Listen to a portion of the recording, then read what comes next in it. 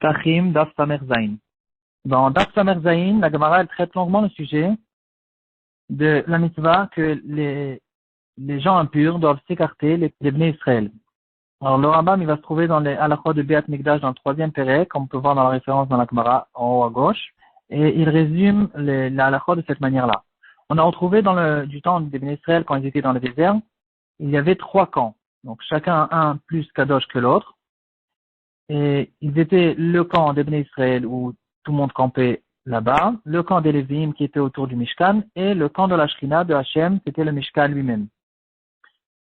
Et parallèlement à ces 3 camps-là, on va les retrouver en Israël. Quand ils sont arrivés en Israël, ils vont avoir Yerushalayim, donc les villes qui sont entourées de murailles, à l'intérieur de la muraille. Ensuite, on monte dans la Kedusha, on arrive à Arabaït, la montagne où se trouve le Beth Amikdash, et en montant encore une Kedusha encore plus forte, c'est à partir du Chayil, c'est la barrière qui se trouvait à l'entrée du Beth Amikdash pour justement annoncer aux Tmeim et aux Goïm de ne pas rentrer à partir de là-bas.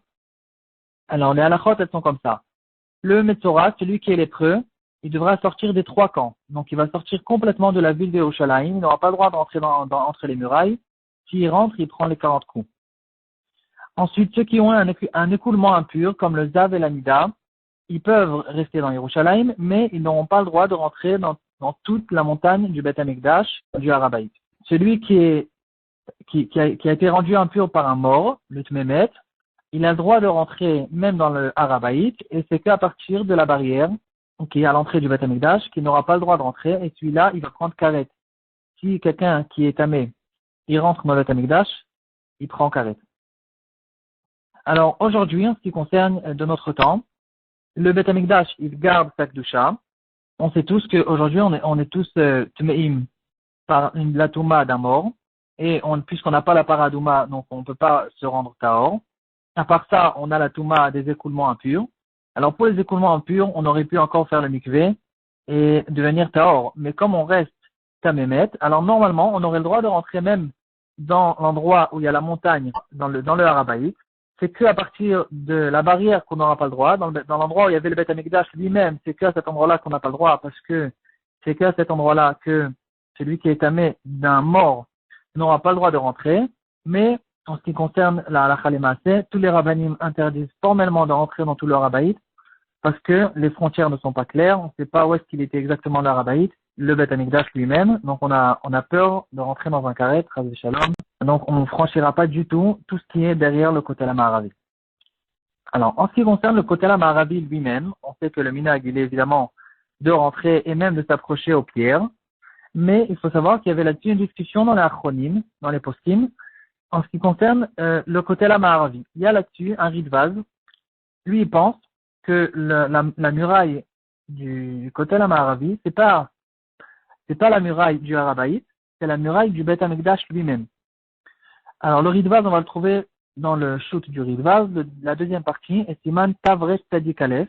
Il dit que la mosquée de Al-Aqsa, c'est-à-dire pas avec la kippa en or, quand on va se retrouver dans le côté, on va la voir du côté droit. Cette mosquée-là, elle nous désigne la frontière sud de la Hazara. La frontière sud de la Hazara, elle va être par là-bas. Et donc, si, comme nous, on sait que cette muraille, elle arrive jusqu'au côté la Ma'aravi qu'on connaît. Donc, on peut comprendre de là que les Ridvaz pensent que le côté la Ma'aravi aussi, c'est la muraille de la Hazara, du Beth Amikdash lui-même. Et donc, on va se retrouver très proche du Kodesh HaKodashim, à 11 amois du Kodesh HaKodashim, on sera au côté la Ma'aravi, comme ça ils pensent aussi le Chokhmat Adam. Et d'après eux, on n'aura pas le droit de se rapprocher du Kotel. Et certains rabbanim, ils faisaient attention à ça, de ne pas se rapprocher du Kotel. Par contre, nous, on a le minhag de se rapprocher pour 2 raisons. Premièrement, le Ridvaz lui-même, qui pense que le Kotel, c'est la muraille du Beth Amikdash, il dit lui-même que, comme on sait, toute la montagne du Beth Amikdash, elle est pleine de tunnels, elle est pleine de trous à l'intérieur. Pour la raison, elle est très simple, parce que Shlomo HaMelech, quand il voulait faire le Beth Amikdash, on peut rien construire sur une montagne, normalement. Il faut d'abord égaliser. Donc, en égalisant, Shlomo HaMelech, il a fait plein de tunnels en dessous et de trous, justement pour ne pas que la touma, s'il y a de la touma en dessous, elle monte, comme explique le Rambam. Et donc, évidemment, de notre temps, qu'il y a eu beaucoup de constructions qui sont montées les unes sur les autres, Et donc, à l'endroit du kotel, on va être beaucoup plus haut de la base du kotel original. Et donc, d'après le Ritvav, il pense, quand le Beth Amikdash va arriver, alors Hachem, il va égaliser le kotel, il va enlever toute la terre qui est en dessous. Donc, c'est comme si on était en l'air. Or, il y a une halakha qui dit que le Harabaït, il est kadosh que dans le sol du Harabaït, ce qui est différent de la Hazara, faut faire attention. Au-dessus de la Hazara, même avec un avion, on n'aura pas le droit de passer au-dessus de la Hazara parce que la Hazara est kadosh jusqu'au ciel. Mais le Harabaït, il est kadosh que au sol. Et puisque nous, on se trouve en hauteur, alors on a le droit de se rapprocher même si on pense que le kotel, c'est la muraille du Beth Amikdash. Par contre, l'avis qui est beaucoup plus répandu dans les poskim, c'est de dire que pas du tout. Le kotel, c'est la muraille de Harabaït et pas du Beth Amikdash. Donc là, il n'y aura aucun problème de se rapprocher parce qu'on rentre même pas dans le Harabaït en s'approchant du kotel. Comme ça pense l'Avnei Nezer dans la partie Yoredea et le Siman Tavnun. Rav Tzadok HaKohen Milublin dans son shoot qui s'appelle Tiferet Tzvi et aussi dans Yoredea dans le Perek Kavzaïn et la lettre Yudbet. Alors, eux, ils pensent, et aussi la majorité des poskim, que c'est une erreur ce qu'il dit le Ritvav et que le kotel, c'est la muraille du Harabaït, donc il n'y a aucun problème. Par contre, il y en a qui sont mahmirim, de ne pas rentrer les doigts entre les pierres du kotel, de peur que la frontière, elle est exactement à la surface extérieure du kotel, et quand on rentre les doigts, on rentre déjà les doigts dans le Harabaït, et la halakha est que même une rentrée, la rentrée d'une partie du corps, c'est comme si on était rentré. Alors, si on est tamé, on n'a pas le droit de rentrer. Et évidemment, pour laisser des papiers, Hachem, il n'a pas besoin des papiers, il se trouve là-bas d'ailleurs tout le temps, il n'est jamais parti là-bas. Et donc, on peut lui parler directement, on n'a pas besoin de lui laisser des papiers. Et maintenant, on va traiter le sujet des tunnels. On sait que en dessous du Harabaït, en dessous du kotel, il y a énormément de tunnels, toute la montagne elle est trouée, comme on a dit. Et on voit dans la Sugia, dans la deuxième page de Daf Samech Zayin, au verso, Rabbi Yochanan, il dit une phrase, Mechilot, les tunnels qui sont en dessous de la Hazara, ils sont pas kadosh. Alors Tosfot, il fait une distinction entre, il y a deux sortes de tunnels. Il y a les tunnels que leur ouverture est dans l'endroit du Chol, en dehors de la Hazara, et il y a ceux qui sont ouverts à la Hazara elle-même. Alors il dit que ce que Rabbi Yochanan a dit, que les tunnels ne sont pas kadosh, c'est que ceux dont leur ouverture, elle est dans le Chol.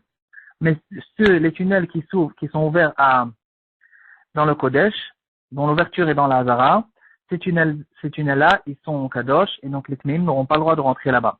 Donc, avec ça, on pourra comprendre l'histoire qui s'est passée dans les années 1980 à peu près, avec le Rav du Kotel qui s'appelait Rav Get, une histoire très intéressante. Et lui, c'est lui qui a creusé les tunnels du Kotel qu'on connaît à visiter, les longs tunnels. Et puis, quand il est arrivé à l'endroit où il y a maintenant la choule qui est en face du Kodesh HaKodashim, ils lui ont montré, l'archéologue, ils lui ont montré qu'il y avait une faille, une porte, comme un portail qui était dans le Kotel lui-même, en bas, et qui était fermé. Et Rav Get, il a dit, il voulait pour rapprocher le Mashiach, comme on sait que le Aaron Abrit, il n'a jamais été exilé comme les autres Kelim du Beth Amikdash. Il est resté sur place que Yoshayahu Hanavi, 100 ans avant la destruction du premier Beth Amikdash, il avait déjà rentré à l'intérieur du Harabaï, dans les tunnels en dessous, pour le protéger des ennemis. Et Rav Get, il disait que si des Juifs, ils allaient voir le Aaron Abrit, ça va vraiment rapprocher le Mashiach. Donc, il a tout fait pour creuser même dans le côté lui-même, dans ce portail-là. Donc, il venait au milieu de la nuit, toute une histoire. Et en secret, il creusait dans le côté à la Maravi pour essayer de rentrer en dessous. Et donc, la raison pour laquelle il a pu faire ça, c'est comme on a dit, c'est que les tunnels qui commencent en dehors du Harabaït, on a le droit de les rentrer même s'ils s'enfoncent énormément et ils rentrent en dessous de l'endroit où il y avait le Beth Amikdash. Et là-dessus, en tout cas, il y a une petite discussion dans les postim, des tunnels qui sont ouverts des deux côtés. Parce que la fin de l'histoire, elle était que les Arabes, ils ont entendu ça, ils se sont énervés et ils les entendaient même, ils sont descendus dans les tunnels qui se trouvaient chez eux dans le Harabaït. Enfin, c'était chez nous. Mais pour l'instant, c'est encore chez eux. Et on entendait les Juifs qui rentraient d'un côté, les Arabes de l'autre côté, et finalement, ils ont tout fermé avec du béton. Mais en tout cas, c'était un tunnel qui était ouvert au fait des deux côtés. Du côté à l'intérieur de Harabaït et du côté extérieur. Et là-dessus, les poskim, ils pensent que ces tunnels-là aussi ne sont pas kadosh, donc normalement, on aura le droit de rentrer là-dedans.